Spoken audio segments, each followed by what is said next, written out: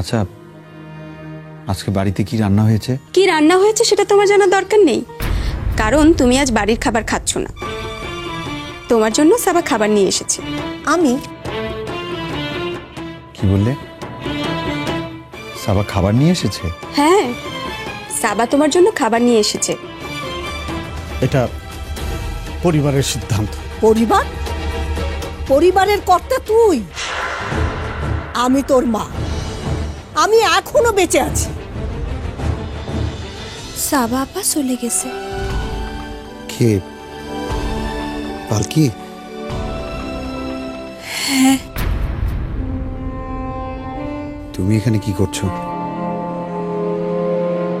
আমি এই বাসনগুলো নিতে এসেছিলাম। ও আচ্ছা।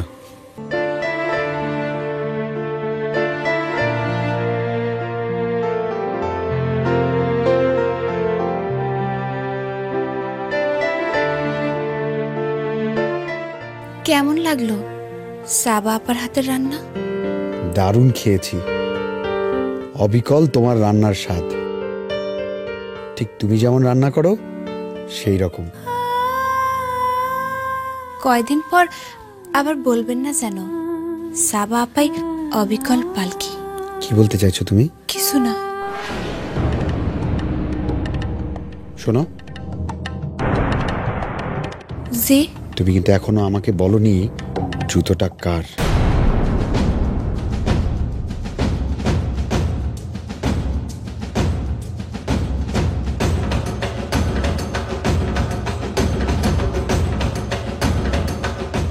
পালকি, পালকি, পালকি শোনো।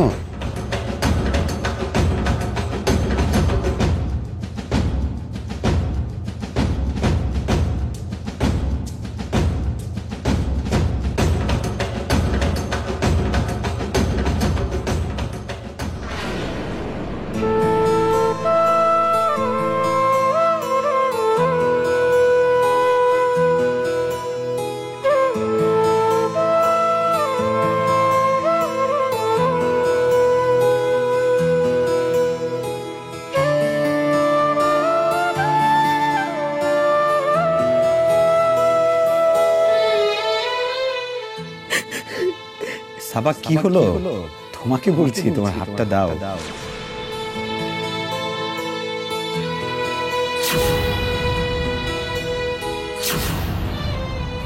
এই তো, এই তো তোমার হাত। কে?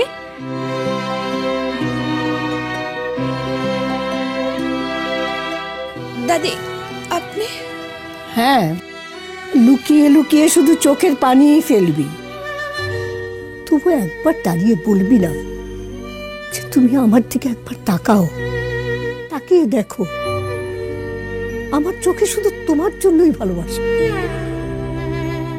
কেন একটা বাইরের মেয়ে তোর স্বামীর ঘরে বসে থাকবে? কেউ মানুক আর না মানুক, তুই আর সোহেল তো জানিস তোরা স্বামী স্ত্রী। তাহলে কিসের এত দূরত্ব? আর চুপ করে থাকলে চলবে না পালকি। আমার দিকে তাকা, তাকা আমার দিকে। সত্যি করে বলতো, জুতুর ব্যাপারটা কি? সে রাতে তুই কোথায় ছিলি? তুই কেন সোহেলকে সত্যিকারে বলছিস না? অনেক প্রশ্ন সোহেলের মাথায় জমা হচ্ছে। তুই সামনে গিয়ে সত্যি করে সব কথা বলে দে। আমি তোমাকে নির্মল সারা বাংলাদেশের সামনে তোমার পরিচয় ঘটিয়ে দেব। সবার মুখে থাকে একটি নাম, পালকি নয়, অধরা মধুর। আর সেই অসংখ্য মানুষের মধ্যে থাকবে একজন সোহেল, যে তোমার পেছন পেছন ছুটবে উল্কার। না দাদি, এত সহজে আমি হাল ছাড়ব না। মানে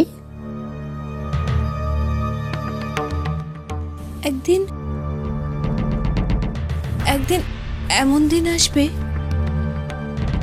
যখন সোহেল সাহেবকে নিজে থেকে পালকির কাছে আসতে হবে। পালকি যাবে না। যখন সে বুঝবে পালকি তার আসল সঙ্গিনী, তার স্ত্রী, তখন সোহেল সাহেবকে নিজে থেকে আমার কাছে আসতে হবে। তখন সে কোনো বাধা মানবে না। সব বাধা ভেঙে সে তার পালকির কাছে আসবে, তার পালকির কাছে আসবে। আর যদি দেরি হয়ে যায়?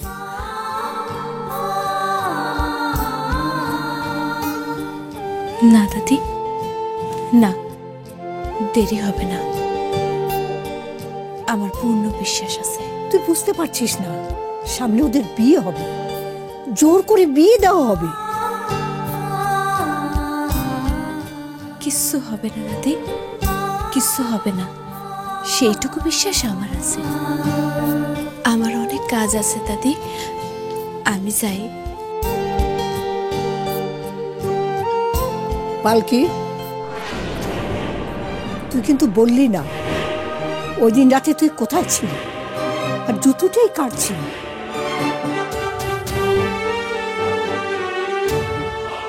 এই একটা প্রশ্ন আমারে বারবার জিজ্ঞেস করে বিব্রত করবেন না দাদি।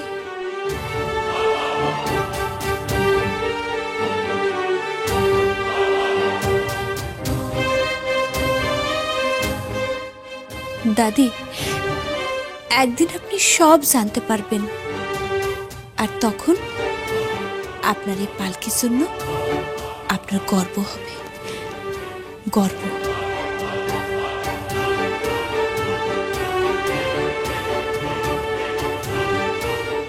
আল্লাহ তাআলা যেন তোর ভালো করে পালকি।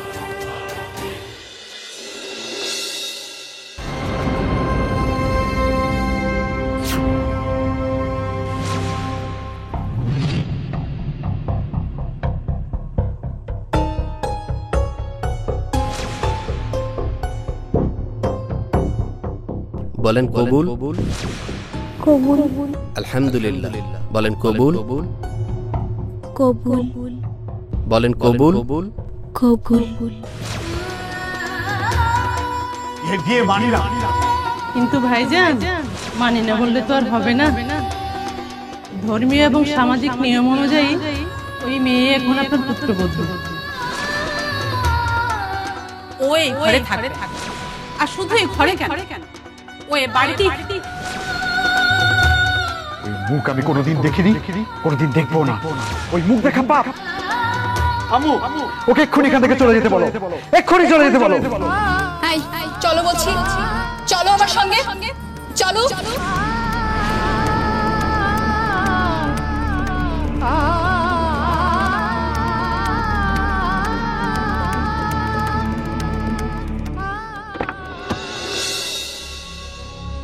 কে? দাদি, আপনি? হ্যাঁ রে, ওঠ। কেন? আরে ওঠ না। কি হয়েছে দাদি? আজ আমি তোকে নিজের হাতে সাজাবো। মানে দাদি, আপনার কথা আমি কিছু বুঝতে পারতেছি না। তোকে বুঝতে হবে না, আজ আমি নিজের হাতে তোকে নববধূর সাজে সাজাবো। তারপর তোকে এই সাজেই সোহেলের ঘরে পাঠাবো। কি বলছেন দাদি? এত রাতে আমি সোহেল সাহেবের ঘরে যাব? হ্যাঁ যাবি। আর সোহেল সাহেব কি রে? ও তো স্বামী, নিজের অধিকার আদায় করতে শিখ। না না দাদি, এটা ঠিক হবে না। উনি যদি বাধা দেন, যদি চিৎকার করেন, তখন বাড়ির সবাই আমারে ভুল বুঝবে। বুঝুক ভুল, আমি নিশ্চিত সোহেল বাধা দিবে না।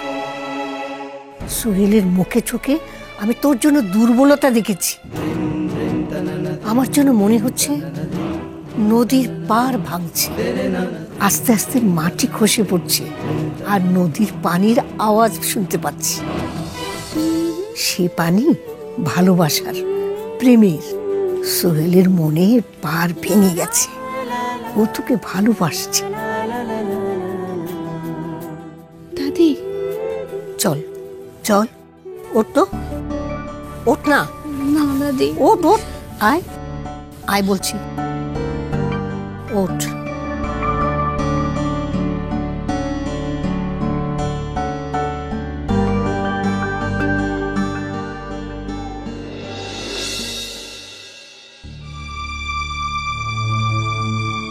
সাবা, কি হয়েছে? আম্মু, আমার না একটা ডাউট হচ্ছে। কি ডাউট হচ্ছে? সোহেলকে একা ঘরে রেখে এলাম, অন্ধকার ঘর। সোহেল পালকির হাতকে মনে করে আমার হাত, সোহেল পালকিকে মনে করে আমি। আর সেই অ্যাডভান্টেজ নিয়ে যদি পালকি সোহেলের ঘরে ঢোকে, যদি যদি পালকি সাবা সেজে সোহেলের সামনে যায়, সোহেলকে ভালোবাসে, আরো আরো কত কিছু ঘটতে পারে। মা, তুই এসব কি বলছিস? মা, আমার এখনই যেতে হবে। মা, কোথায় যেতে হবে? আমার এখনই ওই বাড়িতে যেতে হবে। তুই কি পাগল হয়েছিস? এত রাতে তুই ও বাড়িতে যাবি? তোর তো বিয়ে হয়নি এখনো। না মা, আমার এক্ষুনি ওই বাড়িতে যেতে হবে। আমি কোনো কিছুর বিনিময়ে সোহেলকে হারাতে পারবো না। মা, আমার যেতে হবে। সাবা, সাবা, না মা, আমার যেতে হবে। সাবা, যাস আমার নে। যেতে হবে। মা, সাবা, সাবা, যাস নে। শুনছো? সাবা এত রাতে একা একা বেরিয়ে গেল বাড়ি থেকে।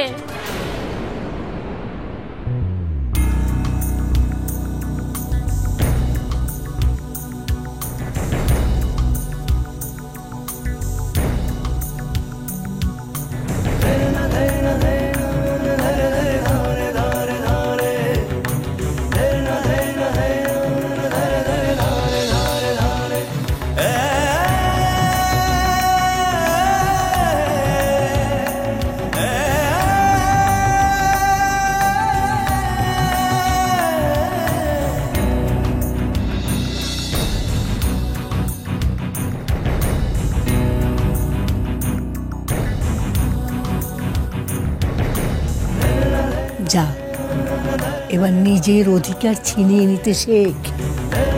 যা। আমি আমার অধিকারও অন্য কারো হাতে ছাড়বো না। এই জীবনে সোহেল শুধুই আমার। এ জীবনে সোহেল তোর। যা, বাকিটা আমি বুঝে নেব। যা।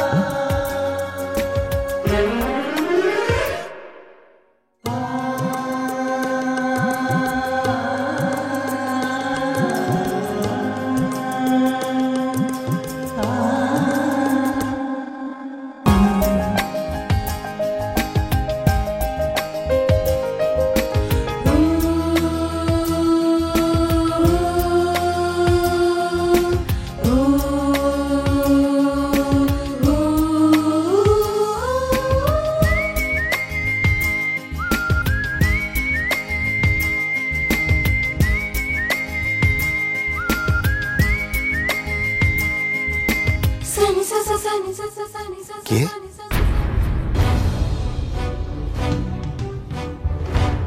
সাবা, সাবা, তুমি এত রাতে এখানে? কি হলো সাবা? কথা বলছো না কেন? সাবা, তুমি এত রাতে কেন এখানে এসেছো? বাড়ির সবাই ঘুমিয়ে পড়েছে। তারা যদি জানতে পারে তুমি এখানে এসেছো, তারা ভুল ভাববে, ভুল বুঝবে। সাবা,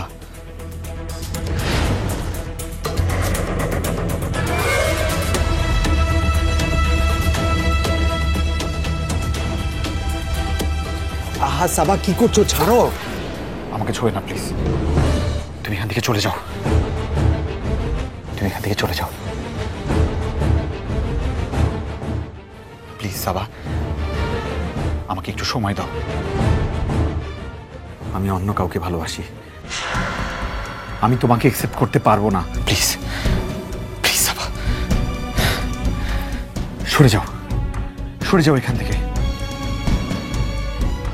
আমার ব্যাপারটা কুৎসিত লাগছে। তুমি এত রাতে আমার ঘরে, কেউ যদি জানতে পারে, কেউ যদি জানতে পারে, ইস, আমার আমার খুব ঘৃণা লাগছে।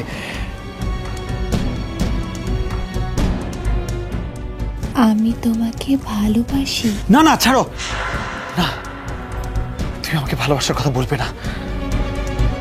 আমি একজন বিবাহিত পুরুষ, তুমি আমাকে ভালোবাসার কথা বলতে পারো না।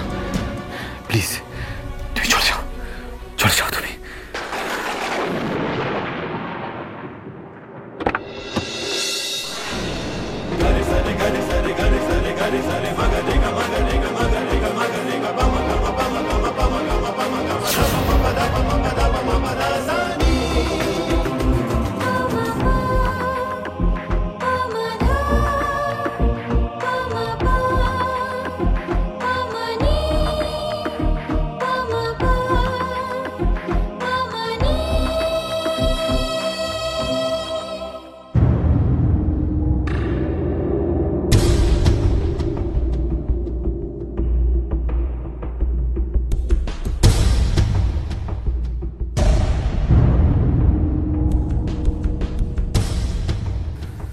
সোহেল, সোহেল তুমি ঠিক আছো তো? আমি ঠিক আছি, কিন্তু তুমি এত রাতে এখানে কি করছো? তুমি চলে যাও, তুমি চলে যাও সাবা। তুমি আমার কাছে আসবে না, তুমি আমার কাছে আসবে না, তুমি আমাকে ছোবে না সাবা, প্লিজ। তুমি আমাকে ছোবে না। আমি তো তোমাকে এখনো ছুঁইনি। ছোনি মানে? ছোনি মানে? একটু আগেই তো তুমি আমার গলা জড়িয়ে। কি হয়েছে সাবা, এত রাতে তুমি? না মানে আমি দুঃস্বপ্ন দেখে এসেছি এখানে। সোহেল কেমন আছে তা দেখতে এসেছি। এসো, ভালো কথা, কিন্তু এত রাতে সোহেলের ঘরে আসা এটা ভালো দেখায় না। তুমি তো একটা মেয়ে,